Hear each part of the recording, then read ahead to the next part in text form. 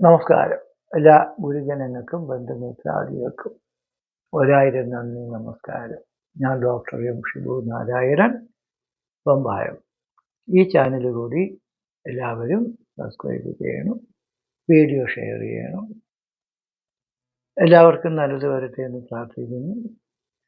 ജ്യോതിഷ സംബന്ധമായ കാര്യങ്ങൾ അറിയുന്നതിലേക്ക് വേണ്ടി ജന്മതീയതി, ജനിച്ച സമയം, ജനിച്ച ജില്ല, പേര്, നക്ഷത്രം എന്നിവ വാട്സപ്പിലേക്ക് എനിക്ക് സെൻഡ് ചെയ്തിരുന്നു. കാള് വിളിച്ച് പലവരും കാര്യങ്ങൾ ചോദിക്കുന്നുണ്ട്. ഞാൻ ചിലപ്പോൾ രാത്രിയിലും പ്രശ്നം നോക്കുന്ന സമയത്തും പൂജ ചെയ്യുന്ന സമയത്തുമൊക്കെ വിളിക്കാം. ഒരു കാരണവശാലും പറയാൻ പറ്റില്ല. നിങ്ങൾ വാട്സപ്പിൽ മെസ്സേജ് ചെയ്യാൻ തിരിച്ചു വിളിച്ചോളാം. ഫീസും അടയ്ക്കേണ്ടതുണ്ട്.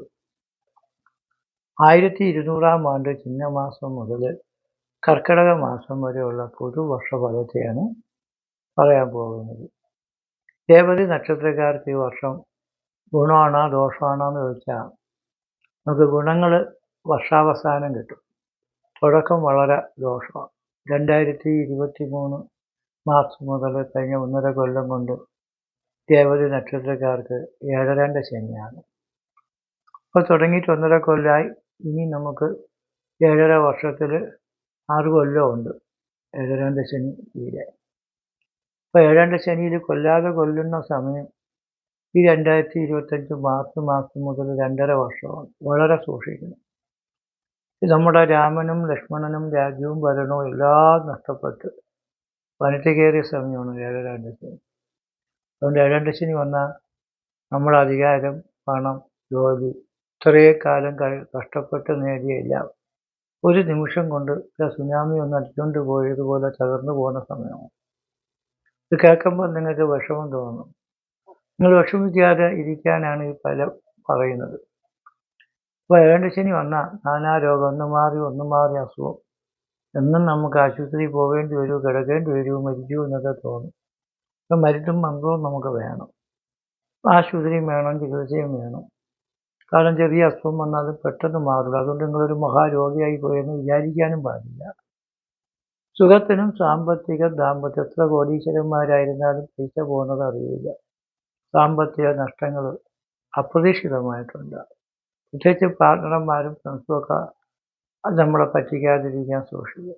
ഷെയർ മാർക്കറ്റ്, റിയൽ എസ്റ്റേറ്റ്, സാമ്പത്തിക ഇടപാടിലൊക്കെ വലിയ കുതിപ്പുകളില്ല. സ്ഥാനമാനം, നമുക്ക് കിട്ടേണ്ടുന്ന സ്ഥാനം, അധികാരം, രാഷ്ട്രീയം, സംഘം, സമുദായം, പ്രസ്ഥാനം, നമ്മൾ കഷ്ടപ്പെട്ട് ചെറിയ നേതൃത്വങ്ങളും നമുക്ക് കിട്ടേണ്ടുന്നതൊന്നും കിട്ടാതെ പോകണമെന്ന് തോന്നും.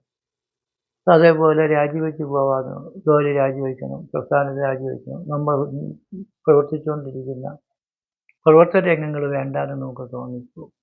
അങ്ങനെ ഉദ്യോഗസ്ഥന്മാരുടെ ജോലി വരെ നഷ്ടപ്പെടുന്ന സമയം, അധികാരികളുടെ വിരോധമുള്ള സമയം, നിങ്ങൾ ചെയ്യാത്ത കാര്യത്തിന് നിങ്ങളാക്കാവുന്ന സമയം, നിങ്ങൾ ചെയ്ത കാര്യങ്ങൾക്കും കുറ്റങ്ങൾ കുത്തിപ്പൊക്കി ആളുകൾ നമ്മളെ കുരുക്കുന്ന സമയം. വംശഞ്ചാന്ന് വെച്ചാൽ വലിയ ശത്രുക്കളൊക്കെ വന്ന് നാടും വീടുമൊക്കെ വിട്ട് നമ്മൾ എവിടെയെങ്കിലും ഒളിച്ച് ജീവിക്കുന്നത് പോലെ അജ്ഞാതവാസം വരെ ഉണ്ടാകുന്ന സമയമാണ് 7 ശനി. സ്ഥാനമാനങ്ങൾ പോകും. സ്ത്രീകളാണ് ഏറ്റവും വലിയ ശത്രു. സ്വന്തം അമ്മയും കുഞ്ഞമ്മയും അമ്മയെപ്പോലെ സ്നേഹിച്ചവർ പോലും ശത്രുക്കളെ പോകാതെ. വംശഞ്ചാന്ന് വെച്ചാൽ വീടും നാടും വിട്ടുമാറിപ്പോവാനും ഒക്കെ തോന്നും. അങ്ങനെ ക്ഷയിച്ചു പോണ, നശിച്ചു പോണ സമയം. അങ്ങനെ നമുക്ക് വളരെ ദോഷമാണ്. വേഴൻ മീനൻ രാശിക്കൂറുകാർക്ക് രേവതി നാളുകാർക്ക് 3-ലാണ് സഞ്ചരിക്കുന്നത്. പരിഭവനെ സഹജീവ മൃഗദാമ്പത്യോ സ്ഥിതി കല 3-ലോ 6-ലോ വേഴം നിന്നാൽ കലഹവും ആണ്. ശുക്രൻ നിന്നാലും കലഹം തന്നെ. അപ്പോൾ വേഴം 3 നിൽക്കുന്നത് അടുത്ത മെയ് മാസം വരെ ഉണ്ട്, 2025. അതുവരെ സന്താനങ്ങളുമായിട്ട് പോലും ശത്രുക്കളും വിരോധികളും ഉണ്ടാകും. പിള്ളേർ കലഹിച്ച് പോകുന്നത്, മരിച്ചു കളയുന്നത്, അവർക്ക് വേണ്ടി നമ്മളെല്ലാം എഴുതിവിറ്റ് അവരുടെ സന്തോഷത്തിന് വേണ്ടി അവരുടെ വിവാഹം, വിദേശയാത്ര, വിദ്യ, ഇതിനൊക്കെ വേണ്ടി കൊടുത്തിട്ട് നമ്മളൊന്നും ഇല്ലാത്തവരെ പോലെ വിഷമിക്കുക ചെയ്യുന്നത്. പിള്ളേർ പോയി രക്ഷപ്പെട്ടാലും അവർക്ക് നല്ല ജോലി കിട്ടിയില്ല, പൈസ കിട്ടിയില്ല, നേട്ടം കിട്ടിയില്ല എന്ന് വിഷമിക്കണവർ. അതേപോലെ മക്കളുടെ എന്തെങ്കിലും പറഞ്ഞാൽ അവർക്ക് വിവാഹവും കുടുംബവും മാപ്പിളയൊന്നും വേണ്ടാന്ന് പറഞ്ഞു, അവർക്ക് വകടിയൊന്നും വേണ്ടാന്ന് പറഞ്ഞു, നല്ലൊരു കുടുംബജീവിതം നയിക്കാൻ താല്പര്യമില്ലാതെ കലഹിച്ചു പോകുന്ന അവസ്ഥയിൽ പിള്ളേരെ കൊണ്ടുള്ള ശത്രുതയൊക്കെ നമുക്ക് അധികമായിട്ട് ഉണ്ടാകും. സൂക്ഷിക്കണം. ജന്മത്തിൽ രാഹു നിൽക്കുന്ന സമയം കുതിരയെ പോലെ നടക്കണം. നമ്മൾ പാമ്പിനെ പോലെ എരിയണ ഓർത്തോ ന്യൂറോ ഗ്യാസ്ട്രോ സൈക്കോ പ്രോബ്ലങ്ങളൊക്കെ ഉണ്ട്. അതുപോലെ രാഹു ജന്മത്തിൽ നിൽക്കുന്നത് മെയ് മാസം വരെ ഉണ്ട്. അത് കഴിയുമ്പോൾ നമുക്ക് മെയ് മാസം കഴിയുമ്പോൾ രാഹു ജന്മത്തിൽ നിന്ന് മാറുമ്പോൾ 33% ദോഷം മാറും. വ്യാഴം 3 മാറുമ്പോൾ വീണ്ടും 33% ദോഷം മാറും. ഇപ്പോൾ 100% ദോഷമുണ്ട്. അത് ഈ 7-2 ശനി മാത്രമാണ് പിന്നെ നമുക്ക് ദുരിതമായിട്ട് കാണുന്നത്. 33%. 100നെ 3ആയിട്ട് വായിക്കുമ്പോൾ 33, 99 പിന്നെ 1നെ 3ആയിട്ട് വായിക്കുമ്പോൾ 3.25 ഏകദേശമൊക്കെ വരും. അപ്പോൾ അതുകൊണ്ട് ദോഷം കൂടി വരുന്ന സമയം എന്ന് പറയുന്നത് നമുക്ക് ഈ 7-2 ശനിയുടേതാണ്. അതുകൊണ്ട് നമുക്ക് ഹനുമാൻ സേവ, കാലഭൈരവസ്വാമിക്ക് അഭിഷേകം, മൃത്യുഞ്ജോമം, നവഗ്രഹ പൂജ, ശത്രുസംഹാര പൂജ, ഭാഗ്യസൂക്തം, ഐക്യമത്യ സൂക്തം മുതലായ ദൈവങ്ങളൊക്കെ നടത്തണം. നമുക്ക് വേണ്ടപ്പെട്ട ആൾക്കാരോട് സ്നേഹമായിട്ട് തന്നെ ഇടപെടണം. ചെറിയ പൈസ ഇടപാടിയ ആളുകളോട് വഴക്കിന് പോകരുത്. നമ്മളെ കൂടുതൽ അമിതമായ പൈസകൾ വാരി വലിച്ചിറക്കിയിട്ട് എല്ലാം പോയെന്നും കൊണ്ട് ദുഃഖിച്ചിരിക്കരുത്. പൈസ ഇടപാടുകളൊക്കെ സൂക്ഷിച്ച് ഒന്നും സമ്പാദിക്കില്ല. നിങ്ങളെ കൈ ഇരിക്കുന്നതെങ്കിലും നഷ്ടപ്പെടാതെ സൂക്ഷിക്കുക. വാഹന അപകടങ്ങളൊക്കെ ഉള്ളതുകൊണ്ട് വണ്ടി ഓട്ടിക്കുന്നത് സൂക്ഷിക്കും. നമ്മൾ വണ്ടി ഓട്ടിച്ചില്ലെങ്കിൽ ഓട്ടിക്കണമെന്ന് കുഴപ്പം കാണിച്ചാലും നമ്മൾ വീണ് കൈയും കാലൊക്കെ ഓടിയും. പല ആൾക്കാരെയും നമുക്കറിയാം.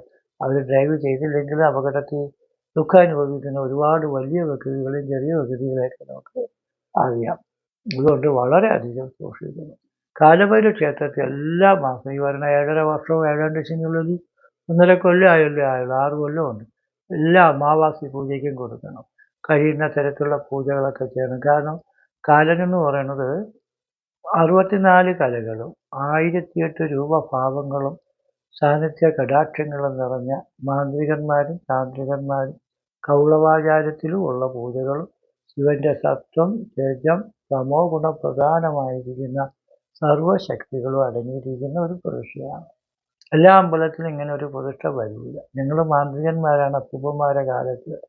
മാന്ത്രികമെന്ന് കേൾക്കുമ്പോൾ ആളുകൾക്ക് മന്ത്രവാദി എന്നൊരു പേടിയുണ്ട്. ഇല്ല, മന്ത്രവാദികളായ ഞങ്ങളുടെ പാരമ്പര്യത്തിൽ ഇന്ന് വരെയും അവർ എറുമ്പിനെ പോലും കൊന്നിട്ടില്ല. നല്ലതിന് വേണ്ടിയുള്ള താത്വിക കർമ്മങ്ങളും ഐശ്വര്യ പൂജകളും നവഗ്രഹ പൂജകളും നമുക്കാരോടും ഒരു വിരോധവും ഇല്ല, ശത്രുവില്ല. പക്ഷെ നമ്മളെ കുടുംബം, ജീവിതം, തൊഴിൽ, ഭാഗ്യം ഇതിനെയൊക്കെ നശിപ്പിക്കാൻ ശ്രമിക്കുന്ന ആൾക്കാർക്ക് അവർ ചെയ്യുന്ന ദോഷങ്ങൾ അവർക്ക് തന്നെ ഫലിക്കും. നമുക്ക് ദോഷത്തിൽ നിന്ന് മുക്തി നേടാൻ പറ്റും. അതാണ് മാന്ത്രിക പൂജകളുടെ ലക്ഷ്യം. നമ്മൾ ദോഷം വരുത്താൻ വേണ്ടി ഒരുത്തരം മനഃപൂർവ്വം നശിപ്പിക്കാൻ വേണ്ടി ഒന്നും ആരും ചെയ്യരുത്. പക്ഷെ നമ്മളെ നശിപ്പിക്കാൻ ചെയ്യുന്ന ദോഷങ്ങൾ അവർക്ക് തിരിച്ചടിക്കുമെന്നുള്ളത്. ഉദ്യോഗസ്ഥനായിരുന്നാലും അധികാരിയായിരുന്നാലും നമുക്ക് ചെയ്യുന്ന പാര അവനെ തന്നെ തകർക്കുന്ന തരത്തിലാകുമ്പോൾ പിന്നെ നമുക്ക് വിഷമിക്കേണ്ടി വരില്ല. അപ്പം അങ്ങനെ നമുക്ക് പരിഹാരങ്ങളും പൂജകളും ചെയ്ത് ദോഷത്തെ മാറ്റാൻ ശ്രമിക്കണം. നിങ്ങളും ഒരു ഭക്തിയോടുകൂടി ദൈവീകത്തോടുകൂടി ജീവിക്കണവരാണ് രേവതി നക്ഷത്രക്കാർ. ഒരു പൂജാരിയെപ്പോലെ, തുള്ളക്കാരനെ പോലെ, സ്വാമിയെപ്പോലെ ആത്മീയവും ദൈവികവും നല്ല ദാന ധർമ്മങ്ങളൊക്കെ ചെയ്യുന്നവരാണ്.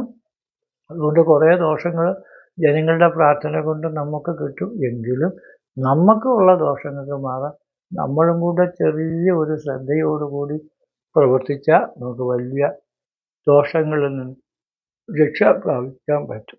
നിങ്ങൾക്കും കുടുംബത്തിനും സന്താനങ്ങൾക്കും എല്ലാവർക്കും നല്ലത് വരട്ടെ എന്ന് പ്രാർത്ഥിച്ചുകൊണ്ട് നിർത്തുന്നു. നന്ദി, നമസ്കാരം.